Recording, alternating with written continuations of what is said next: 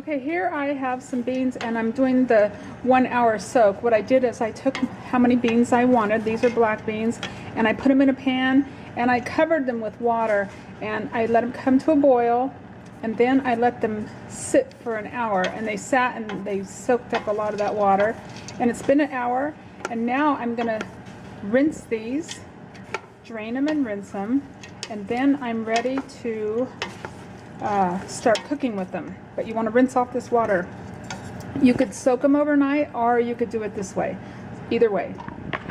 So this is the start of whatever kind of legume you're making.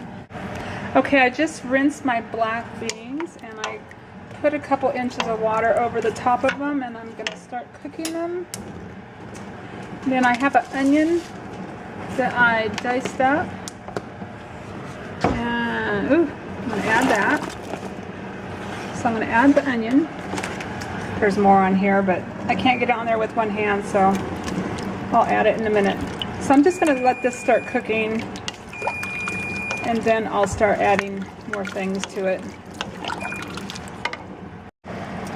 I'm letting my black beans boil, and I have still, it's just my onion still. I wait until my black beans are completely cooked before I add the tomatoes. For some reason, if you add the tomatoes, and I have some diced green chilies, if you add that before, your beans never get done. So I just boil them plain until they get completely done, and then I just add everything at the end.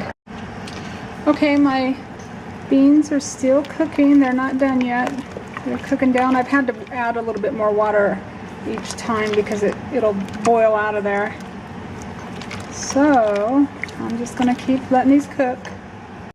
If I had some serrano peppers, I would have put some in there when I started them. They usually won't make the beans hot, but they taste really good. Whoever wants to eat them can eat them. Even my husband eats them whole, and for some reason they don't get hot. But if you open them, it will make your beans hot. It's weird. I learned that from an African lady. So it just depends on the ones, because it has gotten them hot a few times, but for the most part, no, it doesn't. And if I had cilantro, I'd put about a handful of cilantro in here, but I don't have enough. So I am going to put some diced green chilies and some of my canned pasta sauce stewed tomatoes in just a few minutes. Okay, I'm ready to start adding some spices. I have some garlic powder, about a teaspoon. The last of that one in there. And some onion powder, about a teaspoon. Some sea salt, Himalayan pink salt. I would say a good teaspoon.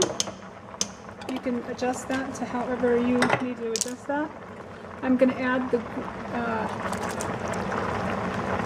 green peppers, chilies, and a quart of my pasta sauce stewed tomato. You don't have to add the tomato if you don't want to. And then something I love to add is a little bit of chipotle seasoning. This gives them a really good flavor. Just be careful how much you put in, because it can get really, really fiery hot. You just want the flavor. So I am going to put in about a half a teaspoon, maybe not quite a half a teaspoon, fourth of a teaspoon, I would say. And then we'll test it and see. But it really gives it a good flavor. It's like the secret ingredient. It's yummy. And just let this cook down a little. Look at those. Can you see those very well? Can't see. They smell great. Just let that cook into them for about 10 minutes and they are done. Okay, I'll be back. I'm back. They cooked down.